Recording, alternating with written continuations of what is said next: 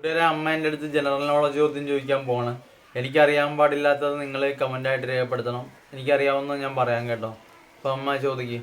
ഹോർത്തുസ് മലബാറിക്കസ് എന്ന ഗ്രന്ഥം പ്രസിദ്ധപ്പെടുത്തിയത് ഡച്ചുകാർ. ശരിയാണ്. രണ്ടാമത്തെ ചോദിക്കട്ടെ.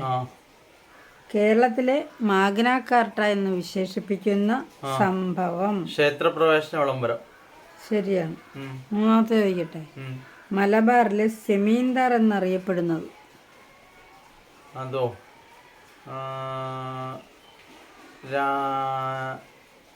അറിയത്തില്ല.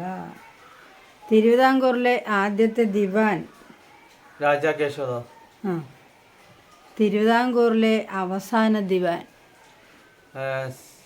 സി പി രാമൻ പിള്ളയാണോ? പിള്ളയൊന്നുമല്ല, സർ സി പി രാമസ്വാമി അയ്യർ. സ്വാമി അയ്യർ. അറിയാവോ? കേരളത്തിലേറെ പ്രചാരം ലഭിച്ച ചികിത്സാ രീതി ഏതാണ്? ആയുർവേദമാണോ? കറക്റ്റാണോ? യവനപ്രിയ എന്ന പേരിൽ അറിയപ്പെടുന്ന സുഗന്ധദ്രവ്യം കുരുമുളകാണോ? അതെ. അതൊക്കെ അങ്ങനെ അറിയാലോ.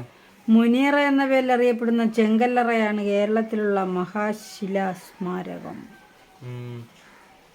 അത് ഞാൻ തന്നെ പറഞ്ഞു. അറിയത്തില്ല.